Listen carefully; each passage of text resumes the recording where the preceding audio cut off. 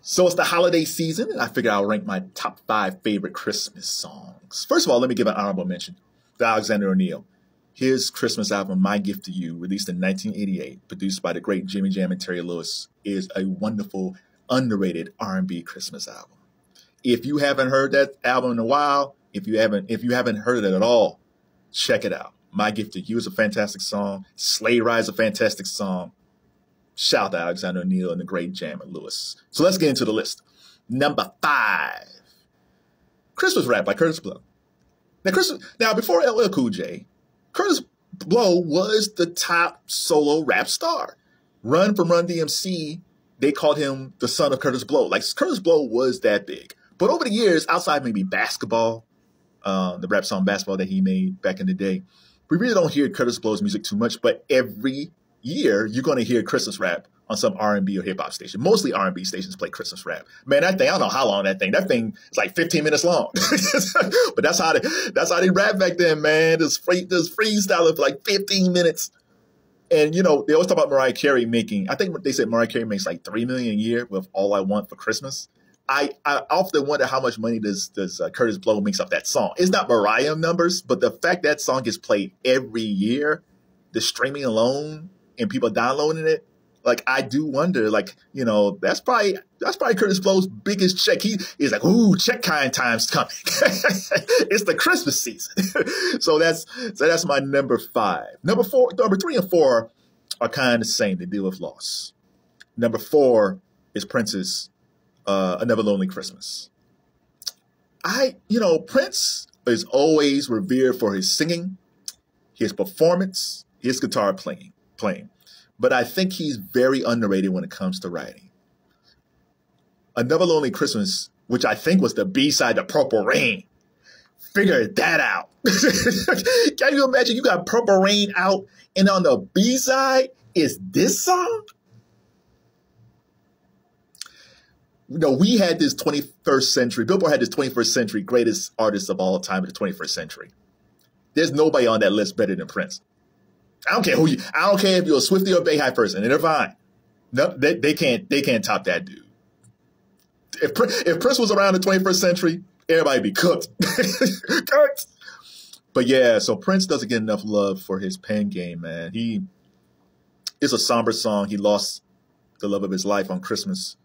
Darling, darling, you should have been there. It's so sad, but it's the instrumentation on it, so good.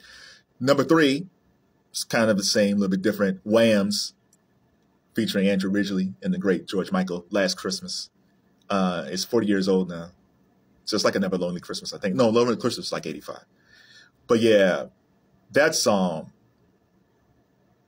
this is a breakup song, and George is basically saying, well, he said, last Christmas, I gave you my heart. The very next day, you gave it away. Oh, this year, I'm saving my tears. I'm giving it to someone special. Bruh. It's like, screw you, man. I loved you. And this what you do to me after Christmas. George Michael doesn't get, because I think Wham and Duran Duran are very much the same, where they were good-looking dudes, and people can't get past the fact that they did this stuff on their own. Like, Duran Duran is an excellent band, and they wrote and produced all this stuff, at times with assists from Niles Rodgers. Let's get to A View to a Kill. Wham is just totally self-contained. It's George Michael. He's almost like Prince, where when you look at that 21st century greatest list, George would be in the top. George's vocals is fantastic, but I think people forget his writing game. This dude wrote Careless Whisper and Faith and Last Christmas. And, you know, and I think what happened when he went solo is I think he kind of missed Andrew, because one of the things with Wham was they were so huge, but he always had Andrew at his side to share it with. I think when he blew up with Faith and it was just him, I think he didn't have that sounding board with him. And I think as the years went along, I think that's how he kind of got a little bit more disgruntled in the industry, because he didn't have no one to share it with, like, oh my God, what am I going to do? With Wham, they shot like a rocket. Like, they had Wham UK, we had Wham Rap the first, and then we get to the second album. And the Make It Big album, Wake 'Em Up Before You Go, Careless Whisper. I think On Your Man is on the second album. But man, I love George Michael.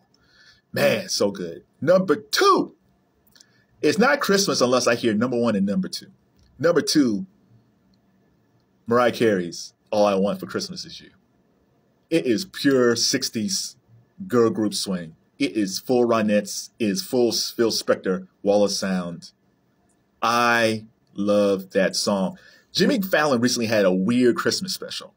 But towards the end of it, he showed a clip of when Mariah Carey, I think it was when he did Late Night with Jimmy Fallon. And he did, him and the Roots were doing, playing songs with school instruments. Even when you heard All I Want for Christmas Is You with school instruments, you just like, oh my God. This song, and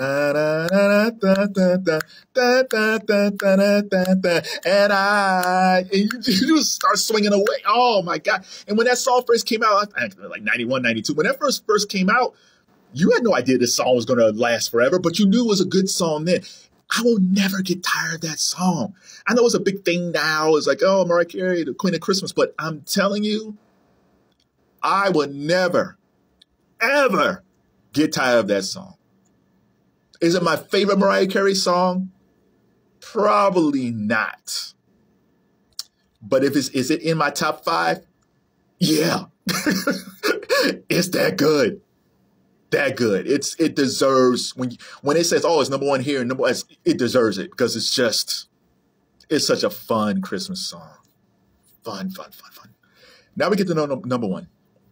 Now again, you have great songs. You have The Temptations, Silent Night. You have Nat King Cole's The Christmas Song. You have staples like Rudolph the Red-Nosed Reindeer and Frosty the Snowman. And those songs are all wonderful and great. But for me, if you say, Kevin, you can only listen to one Christmas song for the rest of your life, what is the greatest Christmas song ever? It is Donnie Hathaway's This Christmas. It is not Christmas to me unless I hear Donnie Hathaway's This Christmas. I can hear Mariah Carey say, wow, it's Christmas time. I got to hear Donnie Hathaway. If I don't hear Donnie Hathaway before Christmas, it is not Christmas at all. Now, the younger folks, Chris Brown made a remake of This Christmas, and the young folks love his rendition. And listen, if you love the Chris Brown version, that's fine. It's generational. I totally understand it. Donnie's came out in the early 70s. I totally understand. But man, Chris Brown can't hold a candle to the Donnie Hathaway version. In fact, it's not just Chris Brown. It's every person who's tried to remake that song. It's the same thing with Mariah Carey's All I Want for Christmas. There's a lot of people trying to remake that song. You can't make that song better. The same thing with This Christmas, Donnie Hathaway. The vocal on Donnie Hathaway is one of the purest, most beautiful vocals you will ever hear in R&B. And Donnie Hathaway, you got to think in the midst, think about who he had to battle in the early 70s. Stevie Wonder, Al Green, Marvin Gaye, Curtis Mayfield, Isaac Hayes, Barry White, the Jacksons, the Dramatics, the OJs. R&B is so simple today to take over, and no one's done it yet. You're Donnie Hathaway, and you're competing against those guys. Oh, my God. But that's how great that talent was back then. But the one thing that Donnie Hathaway has over those guys, to me, he's made the greatest Christmas song ever. Even if you take Donnie Hathaway's vocals out, and why would you? The instrumentation of that, I wish there was footage of how those dudes, the band he had in there, the instrumentation, what fun they had making that song. I'm sure they felt like, man, this is it. Now, tragically, Donnie Hathaway died.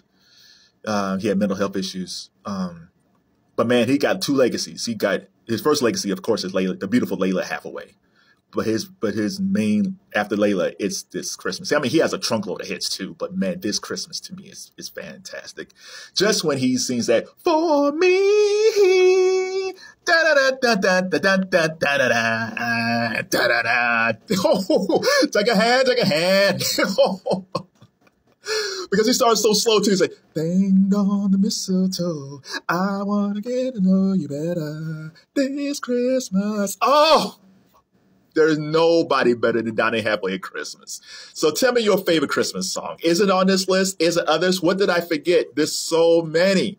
And tell me what's your favorite. Do you love the Chris Brown version, which is fine, but which is better, Chris Brown or Donnie Hathaway? For me. Da, da, da, da, da.